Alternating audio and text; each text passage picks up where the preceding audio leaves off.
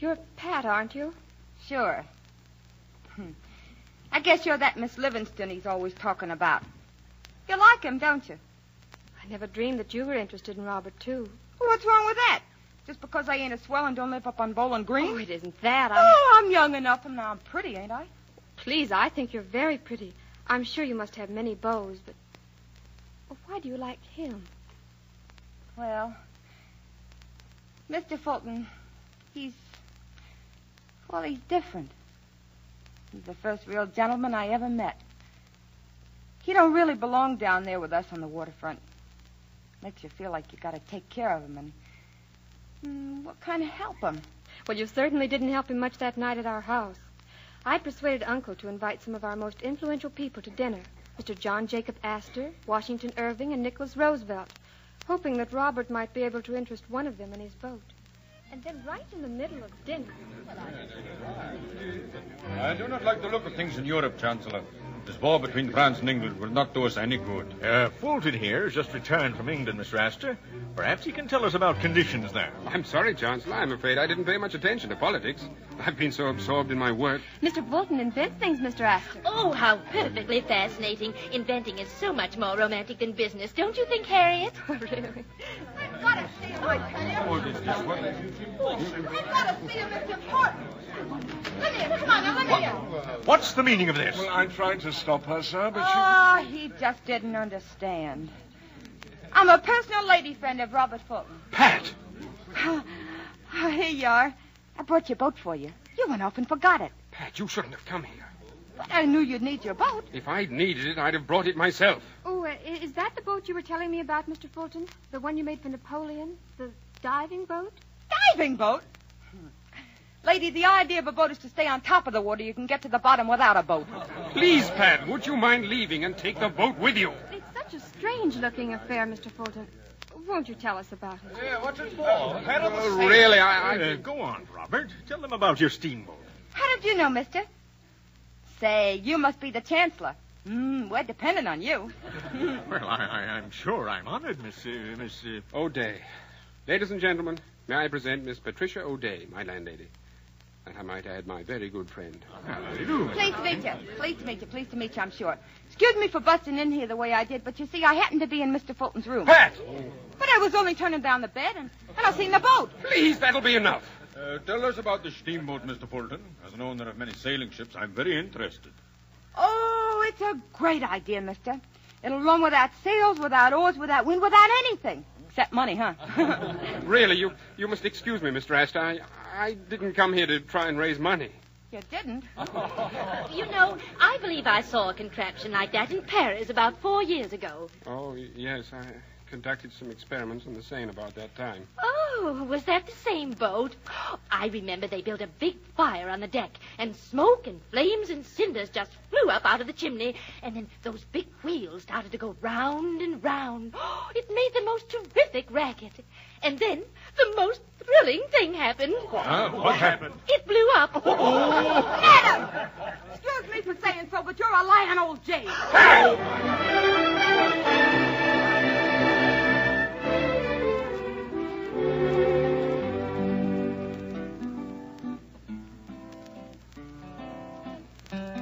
Hey, Duchess, stop strutting with that fan and sit down for a minute. I want to talk to you. Oh, I ain't in the mood, thank you. Hey, what's come over you anyway? I'm getting a little tired of all this play acting. Wish we'd get married so I could knock it out of you. Maybe we ain't getting married. No? What's the matter now? How many times have I told you the man I married's got to be refined? All right. I'll put on my shoes. Charlie, I hate to do this, but I think it's time you should know. A real gentleman has come into my life. Who, the Chancellor? Now, look here, Pat. I've had enough of this tomfoolery. Oh, it ain't tomfoolery. It's love, Charlie.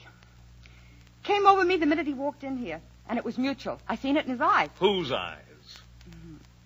Robert's, of course. Robert? Fulton? I don't know what I'm going to do with you. I'm afraid that ain't going to be your problem. Listen, you idiot, when are you going to get some sense? Oh, and he's such a gentleman. You bet he's a gentleman. He wouldn't waste time with the likes of you. He's in love with that Livingston girl. Oh, he is he? Well, it might interest you to know that he's crazy about me. Oh, is that so? Yes, that's so. Now, look, I'm telling you. You're man. not telling now, me you anything. listen to me. No, I won't listen. Guess I told him all right. I guess you told a lot of people. At first, I was afraid Charlie wouldn't build the boat. But he did. Yeah. But he was the only one on the river who would. Folks along the waterfront were afraid of Mr. Fulton's boat. Charlie's old boss, Regan, was the worst of them. He kept stirring up the men by telling them lies, and they'd lose all of their jobs. Oh, I knew there'd be trouble sooner or later, and then it came. Remember that night you and your uncle visited the boat? Yes. Uncle had just gone aboard with Charlie. Robert was standing with me near the carriage. I'm so glad you came down, Miss Livingston. Everything's going beautifully. The seams are all caulked, the stack's in place, and we'll set the boiler in place tomorrow morning. Don't you ever think about anything else but the boat, Mr. Fulton? Why, yes, of course, but, well, after all, the boat is the boat. You came down here tonight just to see the boat, didn't you? Well, didn't you? Yes. You see, we were driving by, Uncle and I, and... If you're trying to make me admit I'm a bold, brazen hussy who dragged your elderly uncle all the way down here just to see you, Mr. Fulton, you're right. I did. Miss Livingston.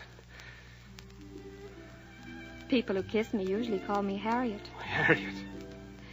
And if you do that again, Mr. Fulton, I'll probably have to start calling you Robert. Darling. Charlie! Charlie! Mr. Fulton! That's Pat. Oh, Mr. Fulton, hurry. What's wrong, Pat? Oh, Regan's coming with a whole gang. There's a lot of them, more than 50. They're gonna smash up the boat. Yes, I can see them, Robert. Oh, if we only had some guns. We can't fight a mob. What's the trouble? Regan and his gang. I expected this. Oh, they're inside the gates, Charlie. Stand back, all of you. Let me handle this. You keep out of this, Charlie. What do you want, Regan? They're going to launch a steamboat for you, Charlie. You'll make kindling wood out of it. Smash that to pieces. I expected you to try something like this, Regan, and I'm ready for you. That boat's loaded with gunpowder. You lay a hand on it, I'll blow you up the lot of you, both and all. Good heavens. If you think I'm bluffing, go up on that boat. Now listen, men. I know most of you. I've worked with you. What's this all about? Come on, speak up. Well, it's this here steamboat, Charlie. It'll put us all out of work. It'll ruin shipbuilding. We'll lose our job. And what about us sailors? What are we doing? There ain't no more sailing ships. So that's the story Regan's been feeding you. Now listen, men. I'm not even sure this steamboat will run when we get it together. But if it does run, it'll be the greatest thing that ever happened to you and to me and this whole country. We're building this boat for the river traffic. River traffic, do you understand? Tell him, Mr. Fulton. Charlie's right, man. There isn't any river traffic now because a boat can only go downstream and only when she's got the wind. If this steamboat works, it'll go upstream. Yes, upstream. Wind or no wind. That means every little village on every little river will become a port. And every port means more jobs. They'll need more sailors, more stevedores. I'm listening, Robert. I tell you, man, America's just beginning to grow. And the only way it can grow is west. This steamboat of mine will open up... Robert, look! The boat's on fire! Oh, that's some of Regan's dirty work. You're gonna Wait! Wait, come back! I was only bluffing! There isn't any gunpowder! Help us put the fire out! There's no gunpowder! No use, Charlie. Those flames are spreading. We've got to save the boiler. It'll take a year to get another one. Only one way to do that. Chop away the tripping blocks. Slide her down the launchway. Hand me that axe. Here, Robert.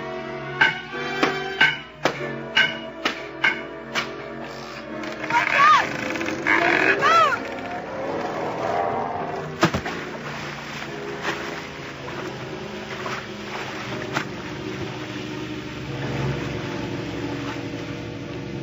Well, she's launched all right. Burned right down to the water's edge. Well, after all, Mr. Fulton, you saved the boiler. Yes. After all, I'm right back where I started from. Then you've got to start and build again. You'll help, won't you, Uncle? I wish I could, my dear. My friends and I have advanced all we can. But we have other friends. I'll see them myself. Sure.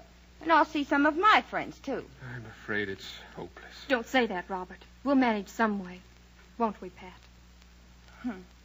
Well, I don't know what you can do, Miss Livingston. But I'll tell you right now, he's going to build his boat if it's the last thing I do.